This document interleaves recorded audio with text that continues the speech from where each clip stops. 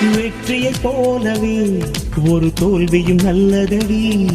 வேப்பம் பூவிலும் சிறு தேன் தொழி உள்ளதடி. குற்றம் சொல்லாமல் ஒரு சுற்றம் இல்லையடி. இளையும் புன்னகையால் நீரிட்டுக்கு வெள்ளையடி. தவறுகள் பண்ணி பண்ணி திருந்திய பிறகுதான் நாகரிகம் பிறந்ததடி. தவறுகள் குற்றமல்ல, சரிவுகள் வீழ்ச்சி இல்ல, பாடம்படி பவள கொடி. உள்ளம் என்பது கவலைகள் நிரப்பும் குப்பை தொட்டி இல்லை.